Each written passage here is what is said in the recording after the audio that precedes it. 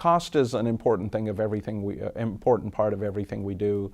And I always share with my patients when a drug is on the expensive side, when a test is on the expensive side. Although it's always difficult for us as physicians to know what the burden on the patient is. We don't know what their co-pays are. We don't know what the insurance is ultimately going to approve or not. And so it's very hard for us to give them the kind of advice that would be very tailored. However, it is important for us to share with them when they are receiving a very expensive drug or a test. And we should always project to them what the benefit is, because they need to have that information not only for cost issues, but also to balance against the side effects, so they can use that information as they need to. But as I mentioned earlier, it's very difficult to put physicians in the position to go beyond discussing and making actual recommendations based on cost, because again, we don't know what the cost burden to the patient is. We all as physicians, and I think I share this view with many of my colleagues, would love to see more transparency in cost issues so that patients know up front what their cost responsibilities are and can make a decision based on real numbers. Unfortunately, oftentimes patients don't even know what they owe and what their burden is going to be until well after the therapy is completed and all the decisions have been made. Practically speaking, cost does not factor into our discussions with patients on an individual basis, because if you ask patients, they're going to want to do everything they can to try to reduce their risk of recurrence.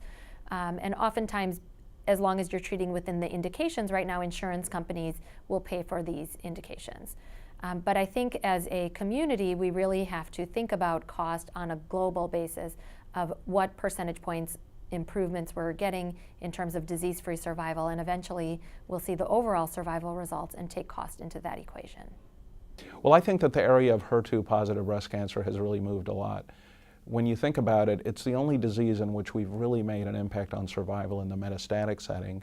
And then in the adjuvant setting, it's also a disease in which we've clearly improved the cure rate. So it's actually hard now to get new drugs approved because patients are doing quite well. And look how large the affinity trial had to be, over 4,000 patients to pick a 1.5% difference. So the field is incrementally improving and getting better. And I think that it's great that we're able to offer these therapies and give people the best outcome. On the other hand, we're always looking for the patients that might not need all that extra therapy. Can we actually develop tests that tells us who can get away with less? I had mentioned earlier the trial that looked at weekly paclitaxel, and that was a bold trial to do because we were giving less than is typically given in hopes of avoiding toxicities and still hoping that patients had an excellent outcome. And we were able to show that, and that has now become a standard for low-risk cancers. And so the question is, for the higher-risk cancers, maybe on the basis of how well people respond to neoadjuvant therapy, might we at some point be in a position where we actually can scale back? What about patients that achieve a complete pathologic response? Maybe they don't even need the full year of maintenance antibody. We're certainly not in a position to say that at this point, but a trial could conceivably be done where that is tested in a randomized fashion.